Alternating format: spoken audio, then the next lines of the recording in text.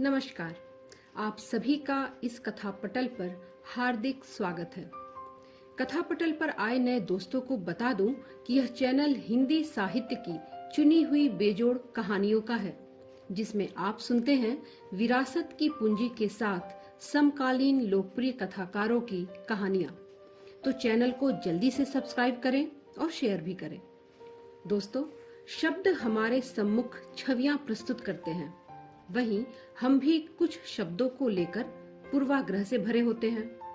कई बार जैसी परिस्थिति दिखती है या दिखाई जाती है वैसा कुछ होता नहीं, वहीं कुछ ऐसा भी हो जाता है जो हमने सोचा ही नहीं। ऐसा ही एक शब्द है हनीमून, और यही है आज की कहानी का शीर्षक, जिसकी लेखिका हैं समकालीन लोकप्रिय कथाकार प्रतीक्षा। तो आइए सुने ये प्यारी सी एकदम अलहदा कहानी, हनीमून। लहरें बार बार आती, पांवों को छूकर दुलराकर फिर लौट जाती। समुद्र अभी शांत था। रोशनी की कतार के बीच शंख और सीप के सामान, तली हुई मछली, आइसक्रीम, कैंडी और कॉफी के स्टॉल। लोगों की भीड़ उमड़ती थी, बूढ़े बच्चे जवान। हम दोनों चुपचाप अलग थलग भीड़ से धीरे धीरे एक एक कदम दूर जाते रहे। उसके पांवों के निशान पर मैं अपने पांव एहतियात से रखती। उसके पीछे पीछे तब तक चलती रही जब तक मेरे इस बचकाने खेल से तंग आकर उसने खींचकर मुझे अपनी बाहों के घेरे में न ले लिया। कमर को घेरे उसकी बाहें मुझे कैद कर गई थीं। हम बहुत दूर पानी के किनारे किनारे रेत पर चलते आ गए थे। रोशनी पीछे छूट गई थी। इस अनजान अजनबी संसार में जैसे हम दो ही प्राणी थे, नश्वर।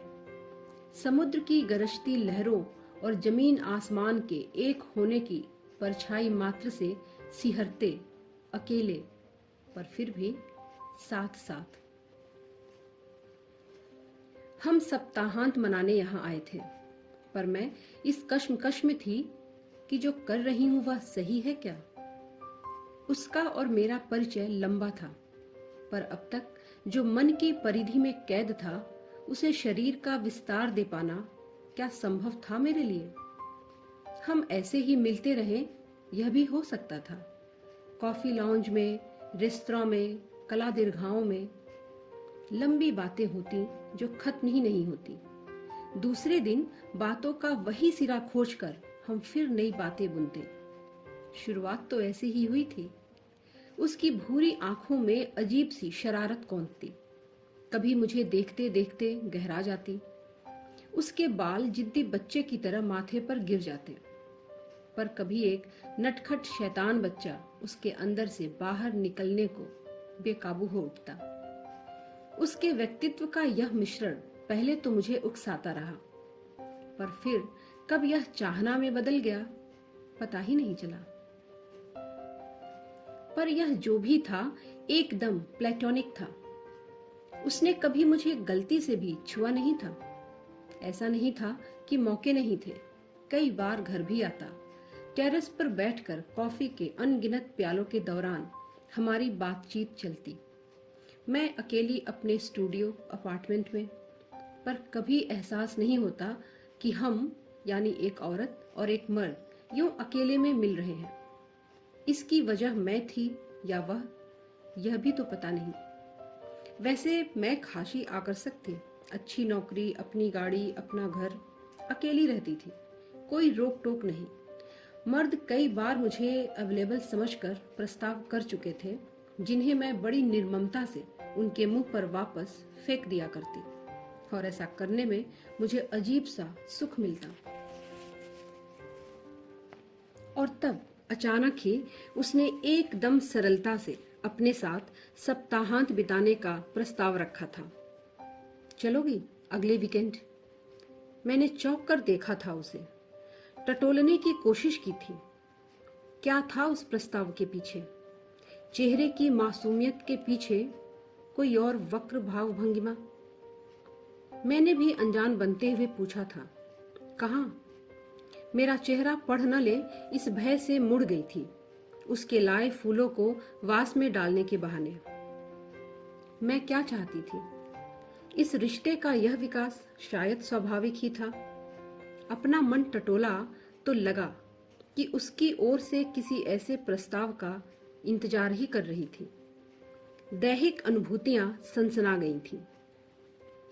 उसने जगह का नाम लिया, मुड़कर देखा, उसकी आंखें हंस रही थीं। एक जिद के से स्वर में मैंने कहा, हाँ, व्हाई नॉट। फिर पलट मत जाना, मैं उनमें से नहीं। तो तय रहा। जाने के पहले मंथन करती रही। अगर हमारा रिश्ता शरीर की हदों को छूने लगे तो संतुलन मुझ में शायद ना रहे। मुझे उससे नहीं, अपने आप से डर लगने लगा। उसने एक बार फिर बीच में कभी टोका था, अभी भी सोच लो। मैंने एक बार हाँ कह दिया है ना।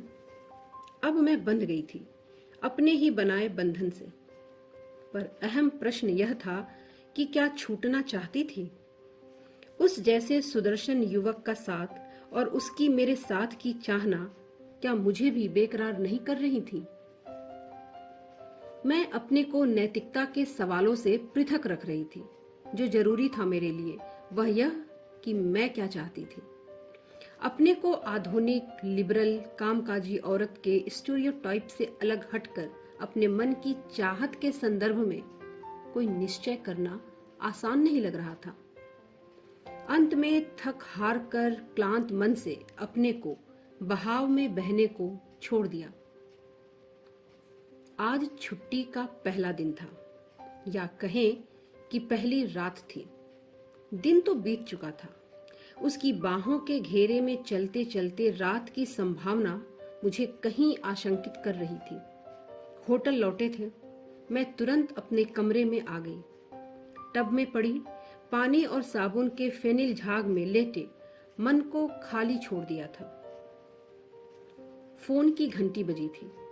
अगर तुरंत नीचे नहीं आई तो भूखे सोना पड़ेगा। रेस्तरां बंद होने का समय हो गया है। बस 10 मिनट में नीचे पहुंचती हूँ। खाना मुझसे खाया नहीं जा रहा था। हर कौर अटकता था गले में। पानी के छोटे छोटे सिप मैं लेती रही। वह तन्मय होकर खाता रहा। पोस्ट फिश के कतले, रशियन सलाद, बेक्ड चिकन सब मुझे पसंद थे, पर आज मेरी भूख मर गई थी। इतना बड़ा कदम उठा तो लिया था, फिर अंजाम तक पहुंचने में इतनी हिचकिचाहट क्यों हो रही थी? तुम खा नहीं रही? कहाँ? खा तो रही हूं। मेरी आवाज कुछ कमजोर सी थी। वह बातें करता रहा, खाने का आनंद उठाता रहा, मेरी मानसिक दशा से जैसे बिल्कुल अनभिज्ञ। बिल आ गया था। जब तक वह साइन करता मैं उठ गई थी। उसकी आंखें जाने कैसे शरारत से चमक उठी थी। मैं एक सिगरेट पी लूं? तुम जाओ, थक गई होगी। शुभ रात्रि। मेरा कंधा थपथपा कर वह पलट गया। कमरे में पहुंच मैंने दरवाजा बंद किया और फिर बंद दरवाजे पर ही सिर टिकाकर हाँफ गई। छूट जाने का सा एहसास, यह पता नहीं क्या था।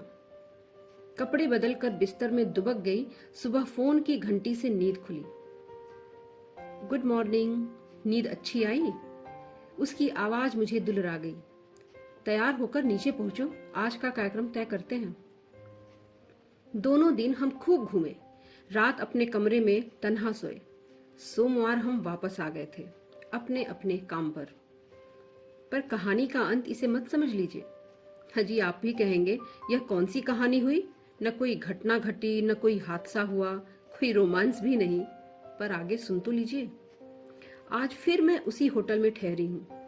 1 साल बाद हम उसी दिन की तरह समुद्र तट से घूमकर वापस आए हैं। मैं बाथरूम में नहा रही हूँ। जल्दी करूं वरना रेस्तरां बंद हो जाएगा और हमें भूखे ही सोना पड़ेगा। अभी उसे भी तो नहाना है। कमरे से जो गाने की आवाज आ रही है उसी की तो है। हाँ, आपको बताया नहीं, हम हनीमून पर आए हैं। दोस्तों, आशा करती हूँ कि आप सभी को यह कहानी पसंद आई होगी। कहानी को लाइक करें, दोस्तों में शेयर करें। कहानी सुनने के लिए आप सभी का बहुत बहुत शुक्रिया। कथा पटल पर आए नए दोस्तों को बता दूं कि यह चैनल हिंदी साहित्य की चुनी हुई बेजोड़ कहानियों का है, जिसमें आप सुनते हैं विरासत की पूंजी के साथ समकालीन लोकप्रिय कथाकारों की कहानियां। तो चैनल को सब्सक्राइब करना ना भूलें और हाँ, अपने परिवार मित्रों में शेयर भी करें। बहुत शुक्रिया।